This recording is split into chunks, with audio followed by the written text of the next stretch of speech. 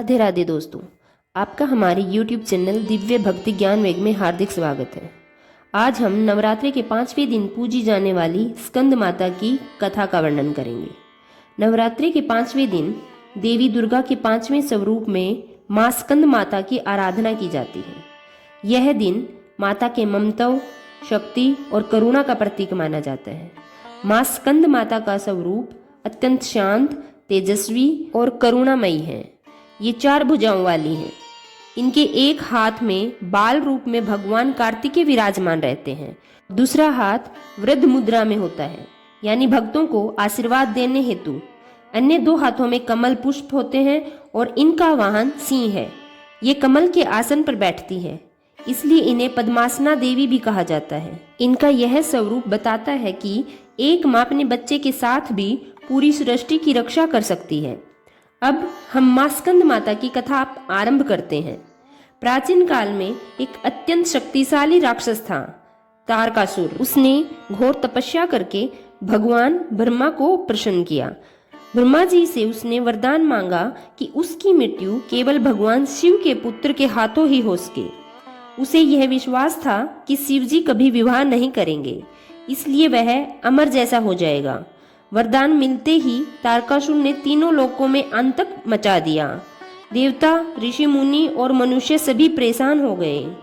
तब सभी देवता मिलकर भगवान शिव के पास पहुंचे और उनसे इस संकट से मुक्ति की प्रार्थना की। उस समय भगवान शिव गहन तपस्या में लीन थे।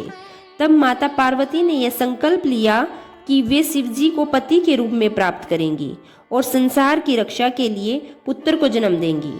माता पार्वती ने कठोर तप किया और वर्षों तक भोजन और जल का त्याग किया। उनकी भक्ति और तपस्या से प्रसन्न होकर भगवान शिव ने उन्हें स्वीकार किया और उनसे विवाह किया। विवाह के पश्चात माता पार्वती ने एक तेजस्वी, दिव्य और शक्तिशाली पुत्र को जन्म दिया, जिन्हें स्कंद या भगवान कार्तिकेय कहा गया। कार्तिकेय का जन्म साधारण नहीं था। उनमें अद्भुत शक्ति, ज्ञान और युद्ध कौशल जन्म से ही था। वे बहुत कम आयु में ही महान योद्धा बन गए। जब कार्तिकेय युवा हुए तब देवताओं ने उन्हें अपनी सेना का सेनापति बनाया। उन्होंने देवताओं की सेना का नेतृत्व किया और तारकासुर से भयंकर युद्ध किया। यह युद्ध कई दिनों तक चलता रहा। अंततः भगवान कार्तिकेय ने अपनी शक्ति और पराक्रम से तारकासुर का वध कर दिया। इस प्रकार संसार को उसके अत्याचारों से मुक्ति मिली।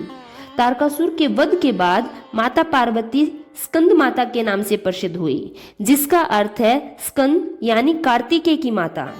यह नाम केवल एक संबंध नहीं दर्शाता, बल्कि यह बताता है कि माँ अपने पुत्र के माध्यम से भी संसार की रक्षा करती है। माँ स्कंद माता हमें यह सिखाती है कि सच्ची शक्ति करुणा और ममता में होती है। एक माँ अपने प्रेम से